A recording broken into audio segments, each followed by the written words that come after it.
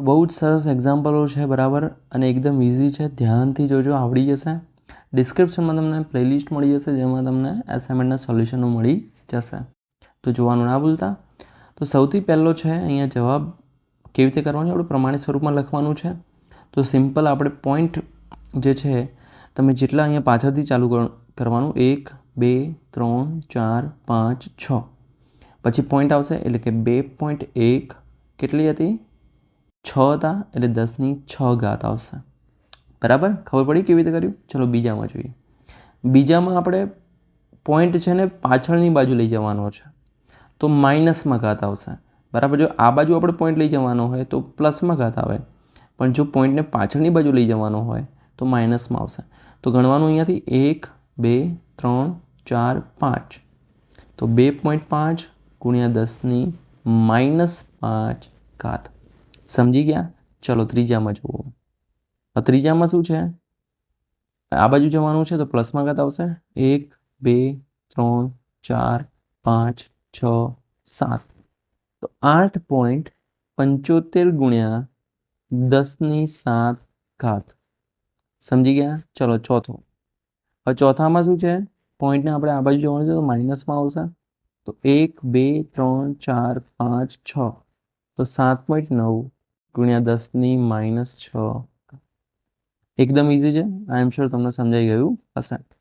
હવે આમાં જે બીજો દાખલો છે એમાં આપણે કિંમત શોધવાની છે ઘાતાંકના નિયમોનો ઉપયોગ કરીને.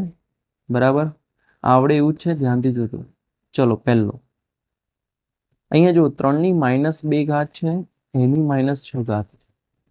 ઘાતની ઘાતનો ગુણાકાર થાય, બરાબર, તો એ નિયમ સમજાઈ ગયા તમે? ચલો પેલા રકમ લખી દીધી છે. હવે શું આવશે, -2 -6, મતલબ ઘાતની ઘાતનો ગુણાકાર, તો -2 ગુણ્યા -6 કરીશું. સ્ટેપ આવી રીતે લખવું હોય તો, આ તો તમને સમજણ પડે એટલા માટે લખું છું, બાકી ડાયરેક્ટ પણ તમે 6 દુ 12 કરી શકો. અહીંયા શું આવશે, -3 ગુણ્યા -2 આવશે, તો 3ની -3 ગુણ્યા -2 ગુણ્યા 3ની -2 ગુણ્યા 10. ઓકે, ચલો માઇનસ માઇનસ પ્લસ, તો 6 દુ 12 ગુણ્યા 3 દુ 6 પ્લસ 6 ગુણ્યા 10 દુ 20 એટલે -20 ઘાત. હવે જ્યારે ગુણાકારમાં ઘાતોનો શું થાય, સરવાળો થાય. જ્યારે આધાર સરખો, અહીંયા 3 3 સમાન છે માટે શું થશે, સરવાળો થશે. બરાબર, તો ચલો સરવાળો કરી દઈએ. તો શું થશે, 3ની 12 વત્તા 6 ઓછા 20. હવે 12 ને 6 18, 18માંથી 20 જાય તો -2 વધે. હવે 3ની -2 એટલે આપણે ભાગાકારમાં લખવાના, 1/3નો વર્ગ. હવે 3નો વર્ગ કેટલો આવે, 9, તો 1/9. તો આ રીતે દાખલો ગણવાનો છે. હવે જુઓ, આ ડાયરેક્ટ આ સ્ટેપ ના લખો ને, આ સ્ટેપ ડાયરેક્ટ આ સ્ટેપ પણ લખી શકો. બરાબર, ઓકે. જો કેવી રીતે હવે આપણે નેક્સ્ટ વિડીયોમાં ડાયરેક્ટ લખીશું. તો 4ની 5 ઘાત ગુણ્યા 2ની -3 છે, એની -4 ઘાત છે, ગુણ્યા 16ની -6 ઘાત. ચલો 4ની 5 ઘાત એમની એમ, 2ની કેટલી થશે, ઘાતનો ગુણાકાર થશે, -3 ગુણ્યા -4 એટલે -12. હવે જો અહીંયા આપણે આ 2 છે તો આપણે આને પણ 2માં ફેરવી દઈએ, તો 4 એટલે શું લખાશે, 2નો વર્ગ.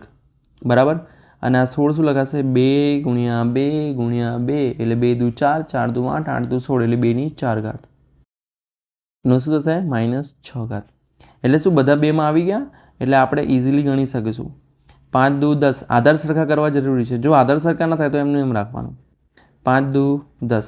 સમજી ગયા? અહીંયા શું કર્યું, આપણે 4ની જગ્યાએ 2નો વર્ગ લખ્યો, 16ની જગ્યાએ 2ની 4 ઘાત લખી, ઉપર 5 ઘાત હતી, અહીંયા -6 હતી. આ ઘાતમાં શું થાય, ગુણાકાર થાય, 2 પંચું 10, 2ની -12 એમના એમ, 6 ચોક 24, તો -24. ઓકે, સમજી ગયા? અહીંયા જો -3 ગુણ્યા -4 એટલે +12 આવશે એકચ્યુઅલી. બરાબર, હવે વિદ્યાર્થી મિત્રો જોઈએ બીજો દાખલો, એકદમ ઇઝી છે. પહેલા રકમ લખી દઈએ, 4ની 5 ઘાત છે ગુણ્યા 2ની -3 ઘાત, એની -4 ઘાત ગુણ્યા 16ની -6 ઘાત. હવે 4ની 5 ઘાત એટલે 4ની જગ્યાએ આપણે છે ને ફેરવી દઈએ, 2માં ફેરવી દઈએ એટલે બધા આધાર સરખા થઈ જશે. તો તો 2નો વર્ગ એની આખા કૌંસની 5 ઘાત. હવે ઘાતની ઘાત હોય તો ગુણાકાર થાય તો -3 ગુણ્યા -4 માઇનસ માઇનસ પ્લસ અને 4 તરી 12 એટલે +12. અહીંયા 16 છે 16 એટલે શું થાય 2 ગુણ્યા 2 ગુણ્યા 2 ગુણ્યા 2 એટલે 2 દુ 4 4 દુ 8 8 દુ 16 એટલે 2ની 4 ઘાત એની -6 ઘાત. હવે 2 ની 2 ગુણ્યા 5 ઘાતની ઘાત ગુણાકાર થાય 5 દુ 10 અહીંયા 2ની 12 ઘાત આવશે. અહીંયા 6 ચોક 24 તો -24 ઘાત. હવે આધાર સરખા છે તો ઘાતોનો સરવાળો તો 2ની 10 વત્તા 12 વત્તા -24 બરાબર. તો શું થશે 10 ને 12 22 -24 22માંથી 24 થાય તો -2. હવે -2 એટલે શું થશે 1/2નો વર્ગ 1/2નો વર્ગ એટલે 4 તો 1/4 જવાબ આવશે. તો આ રીતે દાખલો ગણવાનો રહેશે. હવે ત્રીજો દાખલો જોઈએ તો જો 8નો વર્ગ છે ગુણ્યા 4નો વર્ગ છે ગુણ્યા 2ની -5 નો વર્ગ. ચલો 8નો પહેલાં તો શું લખાય 8 બરાબર 2નો ઘન થાય તો 2ની 3 ઘાત એનો વર્ગ 4 એટલે 2નો વર્ગ તો એનો વર્ગ આવશે અહીંયા ગુણ્યા 2ની -5 દુ 10 એટલે -10.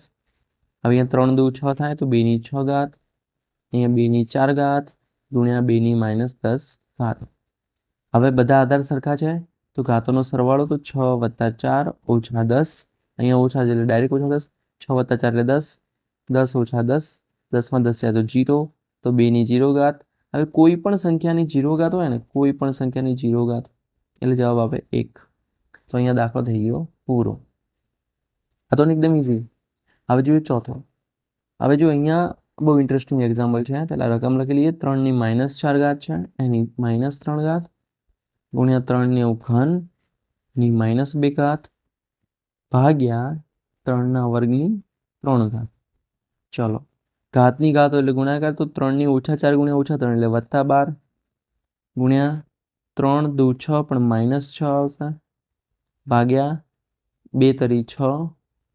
હવે જુઓ 3ની 12 ઘાત છે બરાબર એમાંથી કેટલા જશે અહીંયા -6 છે તો શું આવશે 12 - 6